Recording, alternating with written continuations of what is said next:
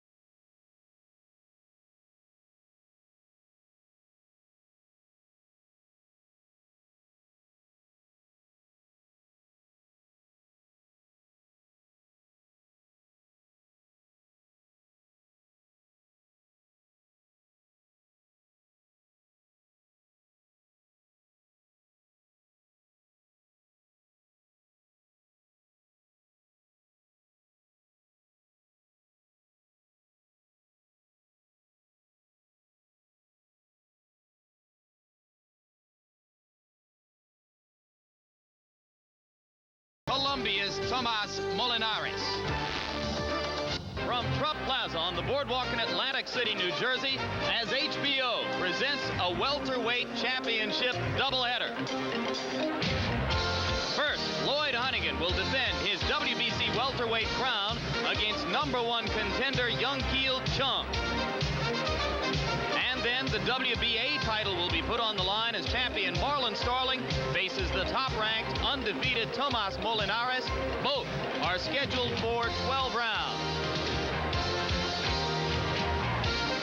We are in the upstairs ballroom, the Atlantic City Convention Center, and there's no secret what is underway tonight. If things go well for the two welterweight champions who are fighting here tonight, then all indications are that there will be a unification bout to put together 2/3 of the welterweight championship somewhere in the upcoming months. The third title holder, IBF champion Simon Brown, is also on hand to observe the proceedings here and to look at what his options might be down the road in the welterweight division. Hello again, I'm Jim Lampley, and as always, I'll be working with three-time world titleist Ray Leonard. Ray, later in the evening, we'll be seeing the one American-born fighter with a claim to the welterweight championship, Marlon Starling, in his defense against Tomas Molinares. Your observations looking ahead toward that bout? Well, normally I would expect for Starling to be defensive as he's been in the past. So I'm not expecting too much of a change from Starling. But then again, he must be able to adapt to the style that Molinares comes into the ring with. He must be very cautious, not get over anxious, because we don't know whether or not this guy has a big punch. He must be careful. And of course, before we see the WBA champion Starling trying to be careful in that bout against Molinares, you'll see a fighter who is never really careful. WBC world champion Lloyd Honeyghan against Yungkil Chung of Korea. Larry Merchant, your observations about this, the first title bout we'll see tonight. Well, the first thing, Jim, is that we're not going to get what you normally expect from these kinds of fighters. That is to say that Chung is the son of an Asian rice farmer, but he's not the typical Asian or Korean fighter. He's not a short, squat, strong, persistent, but crude kind of a fighter. He is, in fact, a tall, awkward counterpuncher. How good? We'll find out. Honeyghan, meanwhile, is about as British as Salvador Dali, or perhaps Ringo Starr. He's wild and crazy, and instead of a stiff upper lip, he has a flapping upper lip. But most un-British of all, he's a winner. He's talented, he's volatile, he's arrogant, and he knows how to win. And everyone who remembers that stunning upset of Donald Curry will remember that he was then thought of to be one of the best fighters in the world. Let's see where he stands now. Indeed, Lloyd Honeyghan sometimes seems, Larry, to fight at the level of his opposition. You used the word volatile. He's every bit of that. Here's a closer look at the Jamaican-born, English-bred Lloyd Honeyghan. Get up, stand up, don't give up the fight. You get up, you stand up, stand up for your right. Bob Marley, the late great prophet, brought worldwide recognition to reggae music and his beloved homeland, Jamaica. Echoing Marley's music, Jamaicans embrace life in their own rhythmic fashion, expressing hope, peace, and the will to prevail. Out of this impassioned environment came the flamboyant Lloyd Honeyghan, a true soldier, a rough and ready man, earning the coveted native nickname Ragamuffin Man. Before Lloyd's birth, his father, Sylvester, had immigrated to London to work in a London market, intending to start a new home in the city for his family. It would be a long time before they arrived. The first time I saw my dad, I was 9. I knew he was my father, you know, and it took a while to get used to calling him Dad, but it was hard when we first got there. Life was hard, but we struggled along like soldiers, and we made it. And I'm here today, the champion of the world. Like his life, Honeyghan's road to the championship was a struggle. He fought in obscurity as an amateur and professional until he ventured outside the United Kingdom for only the second time to fight Donald Curry, undisputed welterweight champ, and at that time thought to be the best in the world. Rated a 5-to-1 underdog, the brash Honeyghan bet $5,000 on himself, then promptly brutalized Curry over 6 rounds, beating the former undefeated champ senseless. An accidental butt caused a serious cut, which stopped the bout in Honeyghan's favor. But Curry's claim that making the weight had drained him marred the tremendous upset. And new undisputed welterweight champion of the world. All those other guys before me, he was having weight problems, so they wanted to look to blame his loss on a weight problem. So it wasn't a weight problem. The only weight he felt was my right hand and his chin. That's the only weight problem he had, and he couldn't stand up to that. When he returned home to East London 1 week later, Honeyghan was honored with a parade. The free spirit boasted now that he had fathered 4 children from 3 different women. So British cereal companies didn't want his picture on their marquee. But the scandalous tabloid newspapers certainly did. It's my life. You know, I mean, they think they control me. They run my life. They don't run my life. I got my own life to live, you know. I'm just there for them to sell their paper. So don't tell me what I can't do from what I can't do. Stung by the printed press, Honeyghan sought solace in the market he had worked in as a kid. And if purchasing a new home in the revitalized dockyards near the Tower of London redeemed his dignity, he remained embattled on other fronts. Newspapers again ridiculed him for trashing his WBA belt in what Honeyghan said was a symbolic protest against WBA-sanctioned bouts in South Africa. Now with a chip on his shoulder the size of a London city block, Honeyghan unleashed his fury in his first title defense against Johnny Bumpus. He won a disputed TKO when he floored Bumpus as he rose to answer the bell. But the pressure of being champ and an injured hand overwhelmed him, and 3 fights later, he suffered his only loss to unknown Jorge Vaca. Yeah, well, I knew I was going to lose before I got in the ring, you know, because I've never said to my manager, nobody in the world before, I didn't want to fight. When a Honeyghan butt stopped the fight with Vaca ahead on points, the ragamuffin man had been dethroned. You know, it was a good lesson for me to learn. You know, I was getting soft. I ain't soft no more. I've got back tough again. In a rematch 5 months later in front of Honeyghan's adopted hometown crowd, the two stood toe-to-toe. It was anyone's fight before Honeyghan KO'd the Mexican in the 3rd round, becoming the first British fighter in 71 years to regain a championship.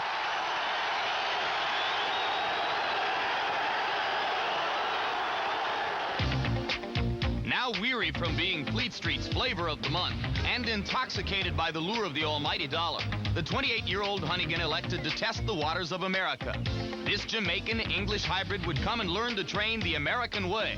After all, what better place to be just whoever you are?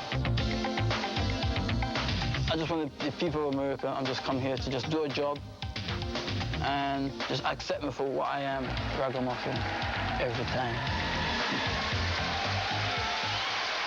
And now here is a live look at Honeyghan's opponent tonight, Yungkil Chung of Korea. He's won his last 18 bouts in a row, has been the #1 Korean welterweight for 3 years, #1 in the Pacific for the past year. And one of the first things you notice about him, Ray, is that he looks big for a welterweight. He's extremely big. I mean, you look at his legs are thick, and his upper body light, nice and rangy. So let's expect some boxing from Chung.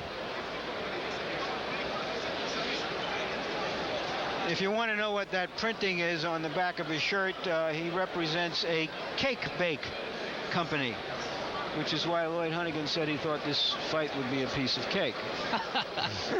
Well, it may or may not be, but it certainly for Honeyghan is going to be an emotional night because he returns now to the scene of his greatest triumph. You see that Chung attempts to become the first Korean welterweight champ. Lloyd Honeyghan became the world welterweight champion right here in Atlantic City on September 27, 1986, with his stunning upset of Donald Curry, a bout he completely dominated. That's what I like about Lloyd Honeyghan. He has that type of confidence, arrogance, if you will, to show people that he's for real. He's about winning. He's not about losing. He doesn't accept the loss. 32 wins, one loss. I was going to describe him as a peacock, and it looks like he has some black peacock feathers on. In any event, there you see Lloyd Honeygan's record. And the only loss that he has avenged. Yep, to Jorge Vaca. And that took place last year. And interestingly enough, Jim, he avenged that fight with a brawling and mauling kind of bout, whereas when he beat Curry, he beat him by boxing and punching. He'll do whatever it takes to win. Tail of the tape, and you will see here that Chung, 4 years younger, is taller than Honeyghan, has a 1-inch reach advantage, and there was a little bit of a problem at the weigh-in this morning, Larry, as Chung had difficulty making weight. Yes, Honeyghan came in a few ounces above the 147 and came back in a half hour, 45 minutes, and made it on the nose. Chung came in at a pound over and did have to sweat off that pound. He did a little jogging and a little shadow boxing. And there you have our punch stat, which gives you a statistical profile of how many punches these fighters are used to throwing. You can see that Chung throws far fewer and lands far fewer. And you can see those numbers on the jab, pretty depressing numbers with Chung. Perhaps the numbers we want to update you on is that Honeyghan now has 5 children with 3 different women he has yet to marry. So he lives a life without rules, but there will be rules for the bout, and they combine the rules of the WWC in New Jersey. The one that sticks out like a sore thumb there is the New Jersey rule, which says you cannot be saved by the bell in any round, even the last round of the fight. Quickly now, for the official introductions, let's go up to the ring announcer, Michael Buffer. Ladies and gentlemen, good evening and welcome to the Grand Ballroom here in Atlantic City's Convention Hall. Tonight, the Trump Plaza Hotel and Casino and Main Events Monitor Productions in association with Cedric Kushner Productions presents Double Trouble, 2 World Welterweight Championship bouts.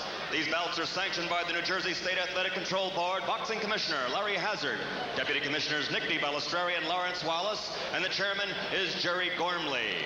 Chief ringside physician Dr. Frank B. Doggett, also in attendance Dr. Earl Shaw and Dr. Dominic Coletta. The timekeeper is Roosevelt Gilbert, and the 3 judges doing the scoring on a 10-point must system for this bout will be Tommy Kazmarek of the United States, Carlos Colon of Puerto Rico, and Antonio Marino of Venezuela. The ringside supervisor for the World Boxing Council is Steve Crossan from Dallas, Texas. And now, ladies and gentlemen, let's get it started with 12 rounds for the WBC Welterweight Championship of the World. The referee for this bout is Tony Orlando. Introducing first, fighting out of the red corner with white letters, he weighs 146 3/4 pounds. His professional record, 25 victories against 3 defeats and 2 draws, 17 KOs from Seoul, South Korea. Ladies and gentlemen, the #1 ranked WBC contender in the world, Yungkil Chung.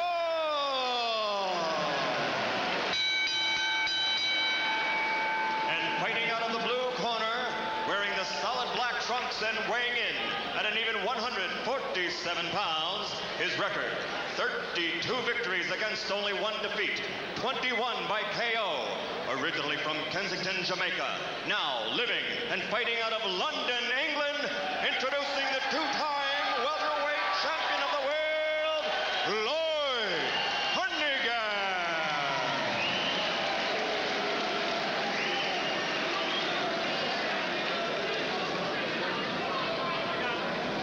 Well, you gentlemen receive your instructions prior to entering the ring. Therefore, I expect you to perform like professionals. Do you have any questions? Okay, fellas, good luck. Judge Gillespie, go back to your corner. Final instructions from referee Tony Orlando. Like all ring officials in New Jersey, he wears rubber gloves, a precaution which has been instituted within the past couple of years to prevent the possible transmission of AIDS. What we're curious about is the class of Chung, whether he has the quickness, which is the most important indication of class, to compete with a proven quality and quantity as Lloyd Honeyghan. What I see in Chung already is his upper body movement is quite slow, very methodical. So he's a sitting target for a guy who throws a great deal of punches like Lloyd Honeyghan. Chung landing with the left underneath, and earlier he had connected with the right-hand lead. Honeyghan, who has a tendency to get wild from time to time, slips already. Well, Honeyghan, on the other hand, can't get over anxious. He can't be too busy and not be cautious. Here, both guys are exchanging punches, so anything at this point could happen. Honeyghan landed a good right-hand counter and now begins to try to pepper Chung with the jabs. You can see how much quicker Honeyghan is.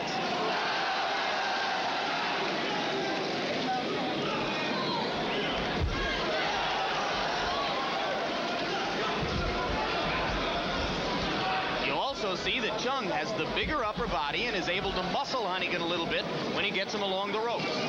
But Chung punches more so with arm punches. He doesn't really put his body behind his punches, so he doesn't get the proper leverage behind his punches.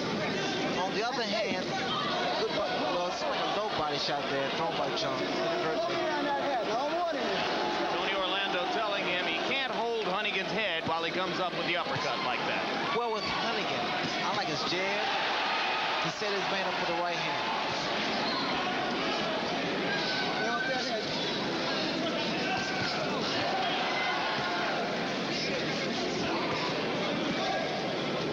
Both fighters trying to put combinations together.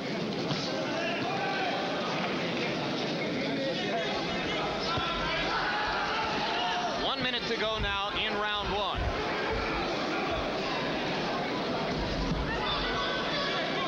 This has not been a tentative start. Inside, I don't like Honeyghan at this point here because this kid is throwing some good shots.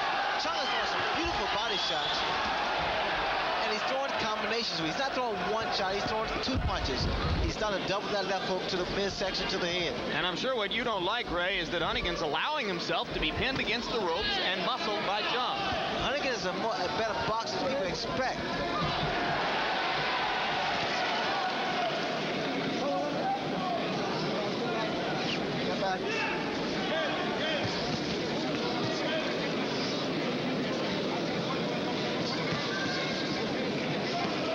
Again, Honeyghan backs up against the rope.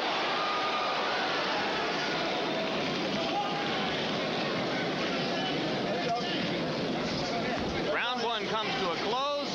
Both fighters landed a few solid blows. That was a spirited round. Chung may be the son of a rice farmer, but he's not throwing rice. And Honeyghan, he was throwing some pretty good stiff punches, and he wasn't counter-punching as we saw him in tapes. But he also caught some wicked shots. Two is stay off the rope as much as you can. And three is you're fighting the right fight so you can make better use of your jab. And try and keep the middle of the ring. Stick him. Go down to the counter punches, don't move that at all. Go down to him and roll. You know what we've been working on. Keep your left hand there, you ain't gonna roll. Roll underneath and top mouthpiece. Okay. Yeah, we've got it. Now, Lloyd, the left uppercut, you threw it twice and you hit him twice. All right. You heard manager Mickey Duff saying he's fighting the right fight, but that he could use his jab more. Those were the instructions. In the one bout which Honeyghan lost against Jorge Vaca, he allowed himself to get pinned against the ropes much more than manager Mickey Duff might have liked.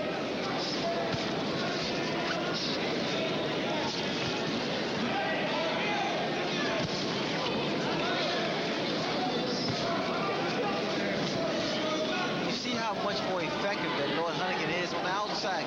Maintain his man in the center of the ring, using his jab, box this man. When they exchange punches like a seesaw. Right and a left by Chung. It's give and take inside. So Well, Chung made his presence felt there in the center of the ring as Honeyghan dropped his guard. Chung misses that time with the left. He certainly is willing.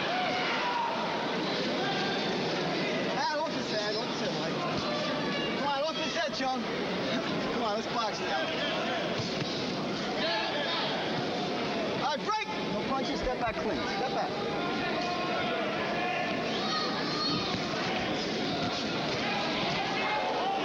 Watch those hands. Hold it. So far, Honeyghan has been effective with the jab when he elects to jab. The referee warned them about watching their heads, and as you know, Honeyghan has been involved in butting incidents because he does come forward Let him go. and he does lower his head. He's got quite a history for it. A butt was important in the first fight against Donald Curry when he won the title. A butt was critical to his loss to that. Honeyghan has a terrible mistake. When he throws his combination, watch where his hands are. As he throws a combination, he drops his hands to his side, making him so susceptible to a counterpunch. Especially that left hook of Chung. Solid right hand by Honeyghan inside. Chung was able to take it and come back.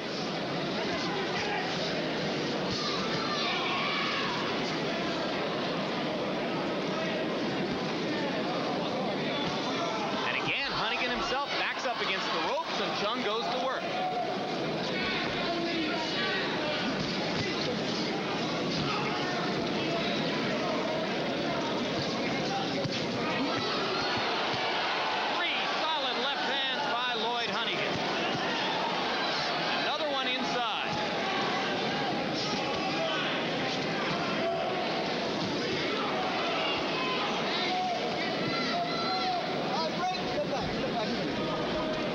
About Lloyd Honeyghan, Ray, he doesn't throw any punches just for show.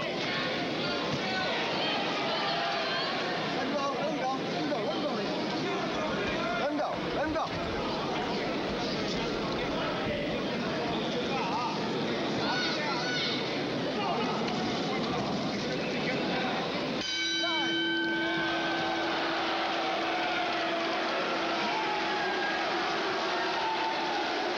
That was a very good round for Honeyghan, who followed the instructions of Mickey Duff to the letter. Now we're going to hear from our Korean interpreter, Ron Lee, to check what's unfolding in Chung's corner. Get those arms out.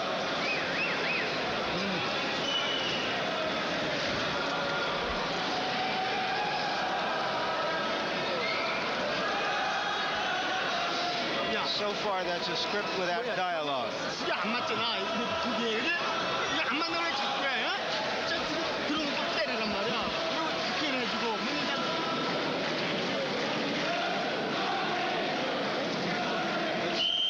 There is Chung with a leaping left hand,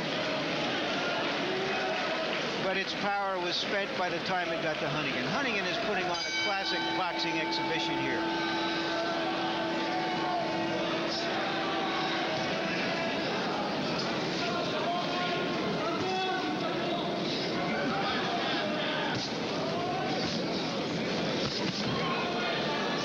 Body shots by Lloyd Honeyghan.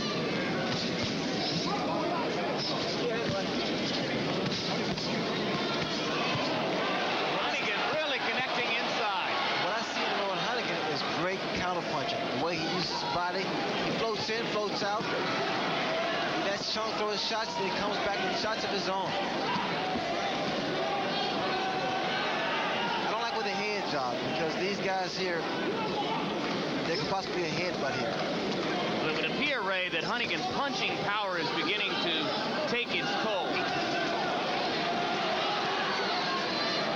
And also, being the fact that both guys had to lose, well, a pound or so, less than a pound, those shots to the midsection really helps the situation here. Chung has begun to back up. Hold it, no punches. Watch your head, fellas.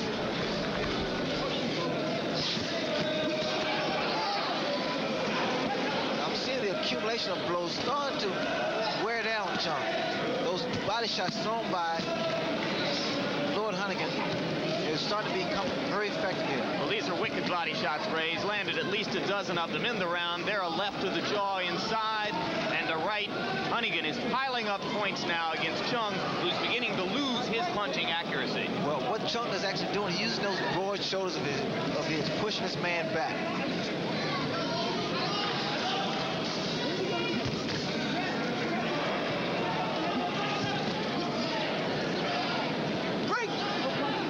What Lloyd Honeyghan needs to do, as he throws his left hook, he needs to keep that chin down, and the left hook will be a little shorter. 1 minute to go in round 3. Honeyghan continues to concentrate to the body with great effect. Chung lands a body shot.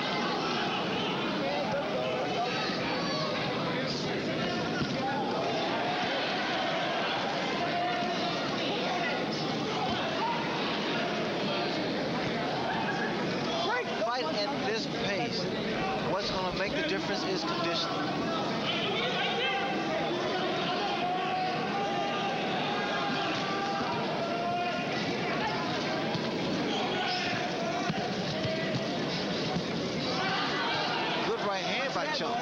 Short right inside, landed on the jaw. That stopped Honeyghan in his tracks for a moment. You watch now, Chung is starting to counter Lloyd Honeyghan. Solid blows landed by both fighters after the bell. One thing to keep in mind here is that Chung appears to have an iron chin, and that Honeyghan does have an Achilles right hand. He has had problems with that right hand.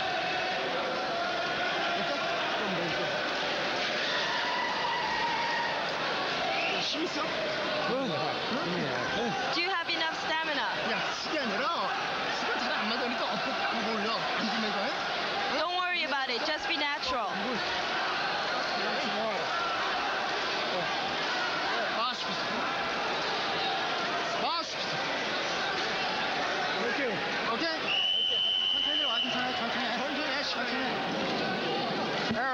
Harold Letterman, how do you see it? Well, Larry, I've got it 2-1, 29-28 in favor of Lloyd Honeyghan. I gave the first round to the Korean, but Honeyghan's taken over since, based on clean punching by Lloyd Honeyghan. For what it's worth, I gave all 3 rounds to Honeyghan,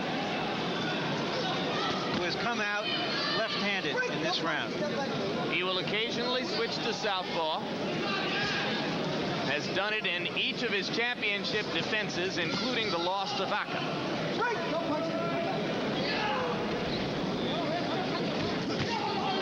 And you can see that he is pretty much at home with it.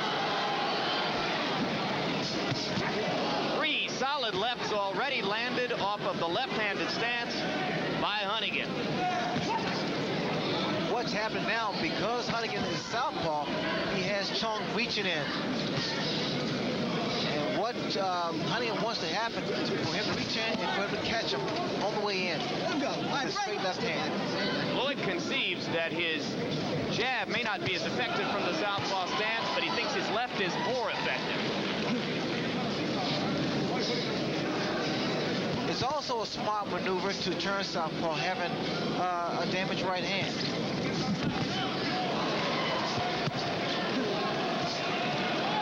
Right now, he has Chung completely befuddled from the southpaw stance. This round has been all Lloyd Honeyghan.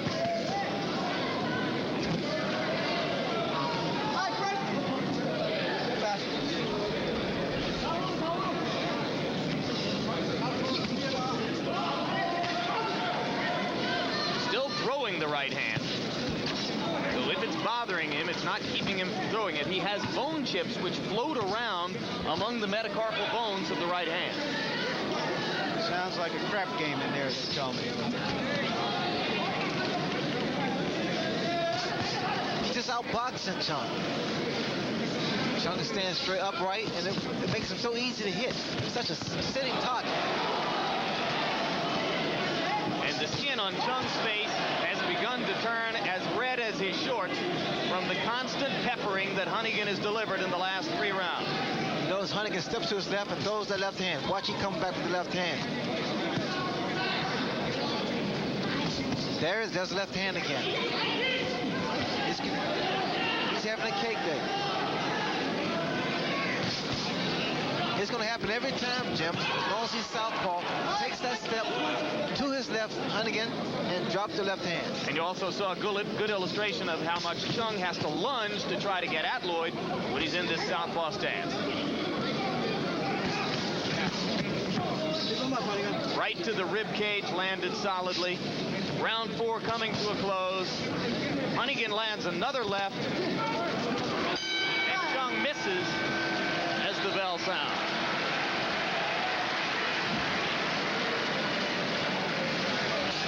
Okay? Good. Beautiful round. You won the round easy. But I want to tell you something. If you feel comfortable southpaw, fine. Otherwise, you're just as successful going the other way. As long as you don't get hit. That's the name of the game. Name of the game. You never got to punch that round. Okay? Just at the finish of that little slap right at the death. Until then. Not a punch. That was good. All right? Come on, Lloyd. It's an 8-round fight from now. All right? That's all. You've done the heavy work. It's an 8-round fight. And there you see Marlon Starling, who is in his dressing room watching this fight, getting ready to defend his title against Mr. Molinares of Colombia. And behind Starling, the great Eddie Futch, one of the finest trainers ever to work in the sport. Honeyghan has given us a clinic so far.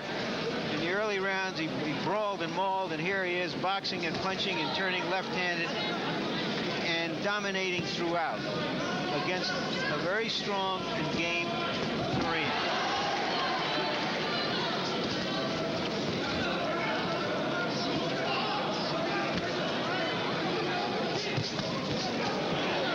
Chung trying to step inside and go back to the body to begin round 5. Low blow.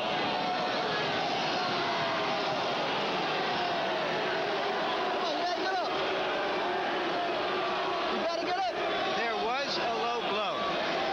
It was inadvertent, but it was very low. Perhaps below the protector. He is in real pain, it appears, Ray. And they've called the doctor into the ring. Examine.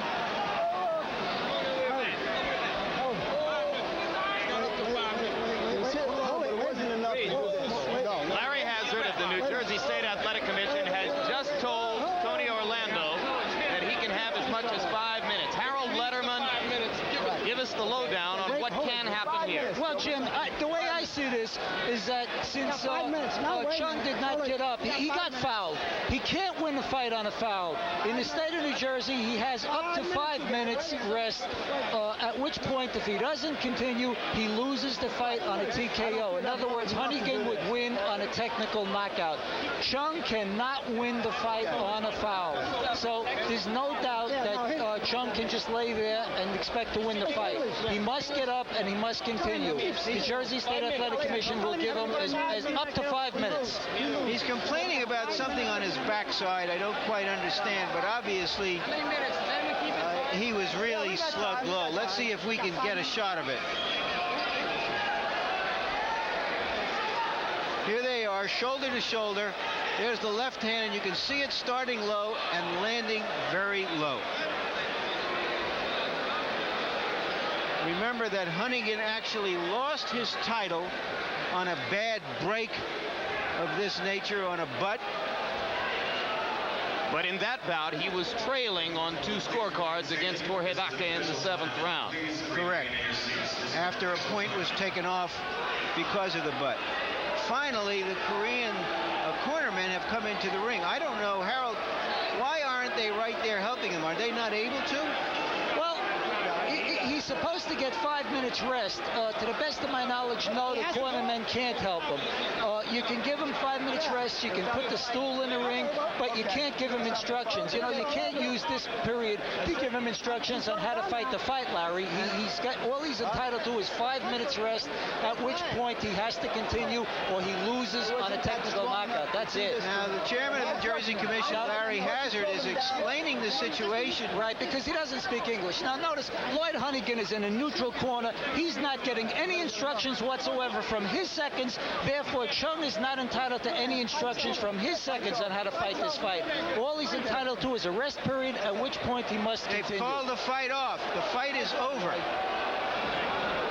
I can't believe they didn't administer some type of help or assistance to this man. Now, apparently, it hurt him in the back. I don't understand what happened medically here. There hasn't been a clear motion of the victor. No. It is a confusing scene with groups of people in different parts of the ring. Larry Hazard is instructing the referee on what to say, apparently. Well, just to recap, we were into the middle portion of round 5 in a fight in which Lloyd Honeyghan had clearly dominated rounds 2, 3, and 4 and was administering a boxing lesson and a physical beating to Yungkil Chung of South Korea.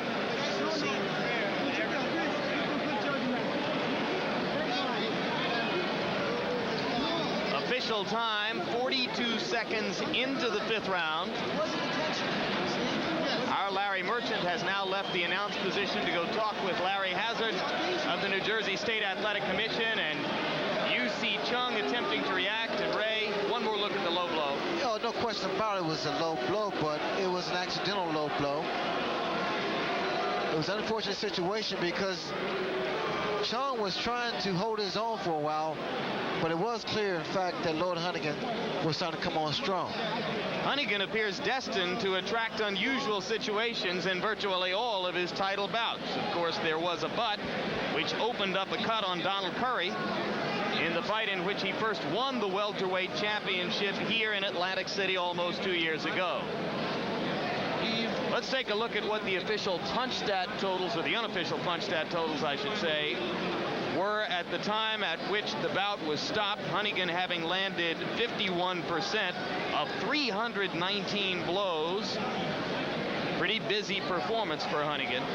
And Chung not doing too badly, having landed 71 of 262 blows, but clearly the fight was being dominated in the eyes of the punch stat computer operators, as well as in our eyes and the eyes of our unofficial scorer Harold Letterman, by the champion Lloyd Honeyghan. And right now, let's go up to ring announcer Michael Buffer for the official explanation.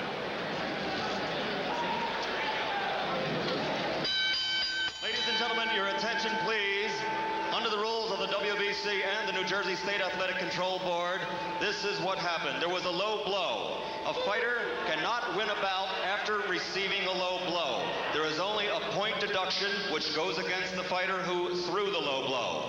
The fighter who is injured receives up to 5 minutes. He must get up. If he cannot continue, therefore he will lose the bout. The other fighter wins, in this case still champion Lloyd Honeyghan.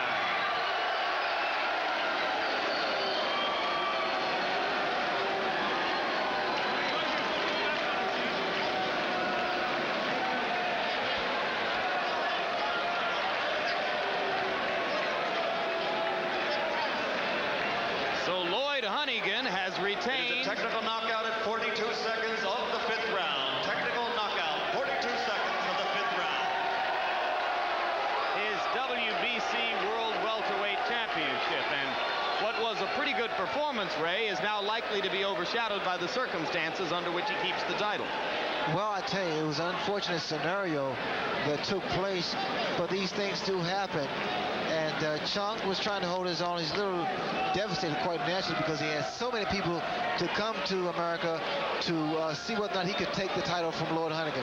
Honeyghan fought a superb fight.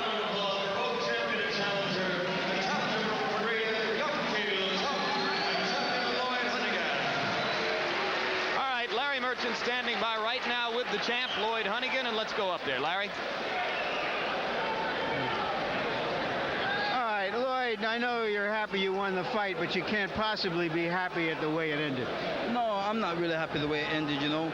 I was leading, so I was beginning to come to myself. I think I would have stopped the guy in about 8th round or so. But, you know, these things happen, and...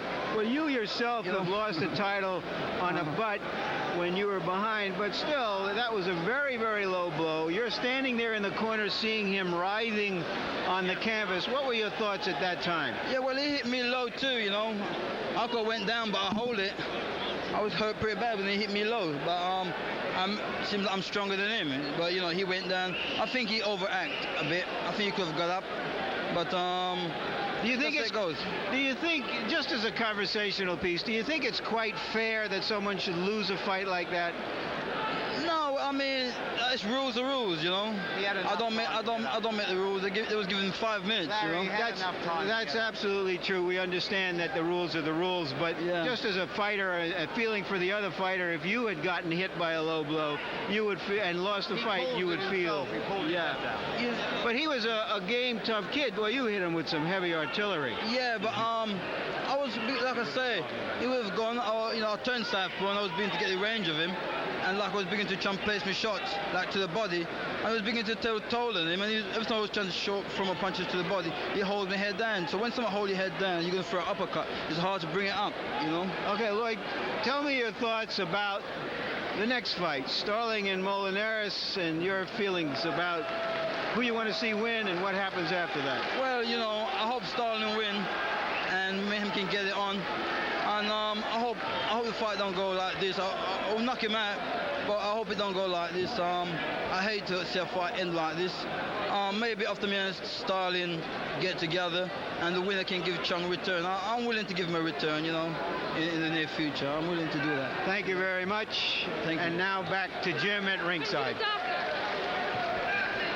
All right, thank you very much, Larry Merchant and Ray. We could talk all night about the unfortunate circumstances under which Yungkil Chung had to leave the ring, but I think it was a little bit of a moot point in the sense that Honeyghan was dominating the fight, and I tend to agree with Lloyd that he would probably have knocked Chung out along about the 8th or 9th or the 10th rounds. You know the welterweight division. You once fought in it.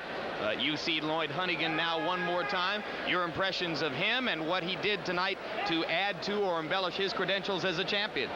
Well, Lloyd Honeyghan was coming on strong when this unfortunate situation occurred. But, you know, it's sad, but these things do happen, like Lloyd Honeyghan stated. It would have been a matter of time before Lloyd would have gotten to Chung and got him out of there. But again, I hate to see those things happen, but what can you do about them? Was there any weakness in Honeyghan's performance tonight? We saw him fight southpaw effectively. We saw him open up and throw the left jab with effect in the first round. He looked good inside. What was bad about it? Well, you know, there's always room for improvement, Jim, but what I saw in Lloyd Honeyghan was the fact that he started to change. He made a transition from right-handed to southpaw, and he found out that that was quite effective against Chung. He had Chung reaching in, he was tagging Chung, he kept Chung on the end of that jab, and that proves that a guy is learning, like Lloyd Honeyghan has proven. All right, Ray, just to put the final postscript on the circumstances under which the bout came to a close, Larry Merchant standing by now with the ring doctor. Larry? I'm with Dr. Frank Doggett of the New Jersey Athletic Commission. Dr. Doggett, what did you see when you were with Chung? When I was with him in the ring? Yes. He was lying down on the canvas, complaining of pain in the groin from the low blow that he had received. Do you think that if he had had 5 or 10 minutes more, he could have recovered, or did it appear to you to be some serious pain that he just couldn't go on? It's hard to say how serious the pain was. We will not know how serious the blow or whatever damage it did until he's examined in the dressing room, which is being done at the present time by... But you're satisfied that he was in real agony and couldn't go on? Well, he was in agony, but whether he could have gone on or not, that's the doubt that I have in my mind. Thank you very much, Dr. Doggett. Jim? All right, thanks once again, Larry. And now we look forward to the second World Welterweight Championship bout, which will be upcoming just a little bit later on. Ray Leonard, Lloyd Honeyghan had enough of his mind about him to talk about Marlon Starling and what the possibilities are for himself and Starling as he discussed his victory there. There's a third welterweight champion, Simon Brown of the International Boxing Federation, who's here in the crowd tonight. What is your view of Simon Simon Brown and whatever claim he may have on preeminence in the welterweight division? Well, Simon Brown is a young man I know very well because, in fact, I used him as a sparring partner. In fact, I was his sparring partner for the Kevin Howard fight. But Simon Brown is a champion. He's proven that. He's gotten better. He's gotten stronger, being trained by Jose Carrero, who incidentally was my first trainer. So I think the welterweight division is loaded with talent. Simon Brown is making his mark now. It's a game of styles. We all know that, Ray. Certain fighters match up better against others than they might perhaps against the next guy they're going to fight. Starling is a little bit different from most other people in the division. So is Lloyd. Of the three, Simon Brown, Starling, Honeyghan, which would make the hardest match for the other? In other words, which would be a harder match for Honeyghan, Simon Brown or Starling? Simon Brown ranks number one. I feel that he has the talent, natural talent, to give both fighters, both champions, a lot of problems because he is indeed a tactician. I mean, he utilizes the ring, he can box, he can punch, and he proved that in his last fight. What about Honeyghan? Is he getting the credit that he deserves at this moment for what he's accomplished in the ring? Well, again, Jim, unfortunately, what took place with the low blow, that kind of tarnishes what actually Honeyghan possesses. With Marlon Starling, he's a man that has never really gotten his just due, but maybe tonight he will. All right, that kind of business is what this evening is all about, the potential unification of the welterweight division.